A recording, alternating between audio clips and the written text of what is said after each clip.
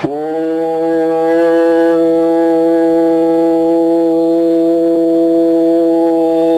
ஈஸ்வரா குருதேவா.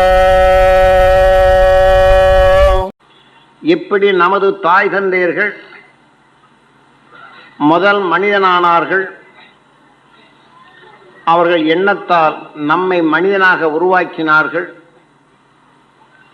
அவர்கள் நமக்குள் குருவாக நின்று நல்வழி காட்டினார்கள்.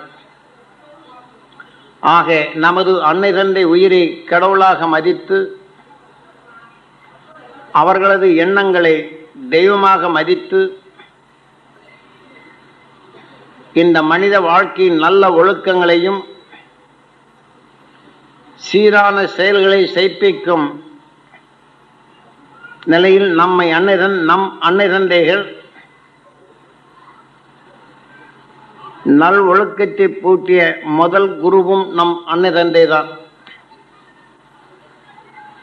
அதன் வழிகளில் நாம் அன்னை தந்தையின் அவர்களுடைய அன்னை தந்தைகள் அவர்களது உடலை விட்டு பிரிந்து சென்ற ஆன்மாக்களை நமது குருநாதர் காட்டிய அருள் வழியில் உடலை விட்டு பிரிந்து சென்ற அந்த உயிரான்மாக்களை சப்தரிஷி மண்டலத்துடன் இணையச் செய்தோம் என்றால் அவர்கள் பெற்ற உணர்வின் தன்மை கொண்டு நாம் எளிதில் பெற்று நமது வாழ்க்கையில் வரும் தீமைகளை அகற்றி இந்த வாழ்க்கையில் நாம் மகிழ்ந்து வாழ முடியும்.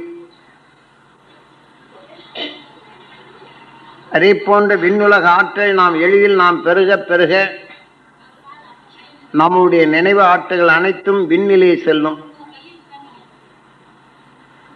நாம் குருநாதர் காட்டிய அருள் வழியில் இந்த வாழ்க்கையை வழிநடத்தினோம் என்றால் நாம்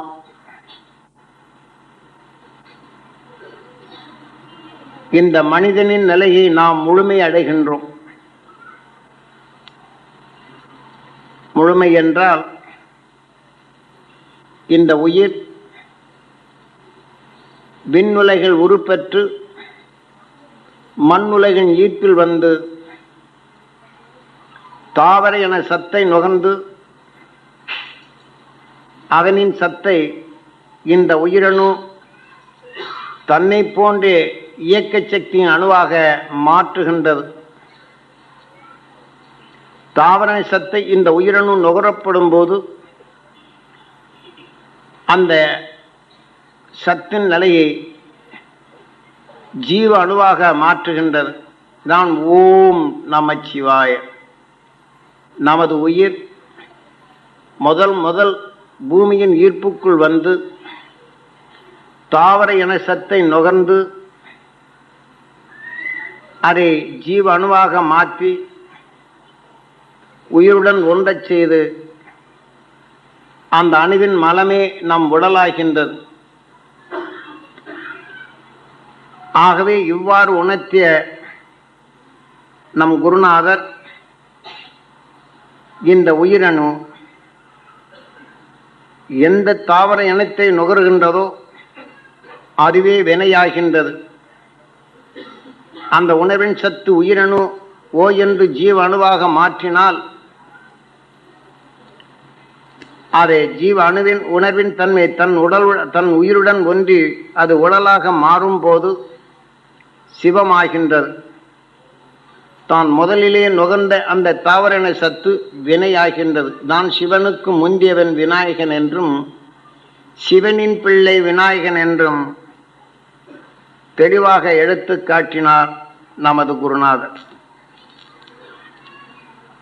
ஆக இந்த ஓர் தாவர இன சத்தை நுகர்ந்து இந்த உயிர் உடல் பெற்ற நாளைத்தான் சிவன் ராத்திரி என்று நமது சாஸ்திரங்கள் வேதங்கள் கூறுகின்றன. நாம் அந்த நாளை உடல் பெற்ற நாளை நினைவுகொண்டு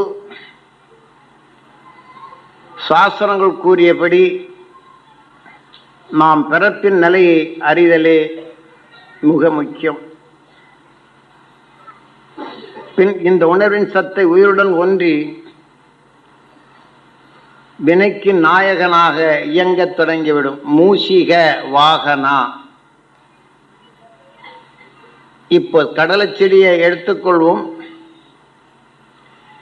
இருந்த இடத்திலிருந்து தன் உணர்வின் சத்தை கவர்ந்து செடியாக விளைந்து தன் இனவித்தை உருவாக்குகின்றது. தன் மனத்தால் தன்னை பாதுகாத்துக் கொள்வதும் தன் உணர்வால் காற்றில் இருக்கும் தாய் செடியின் உணர்வை நுகர்ந்து அது வளர்ந்து தன் இனவித்தை உருவாக்குகின்றது. இருந்த இடத்திலிருந்தே. அதே சமயம் நமது பூமி விண்ணிலே சுழலும் போது ஓர் கோளின் சத்தை துருவப் பகுதியில் நுகர்ந்து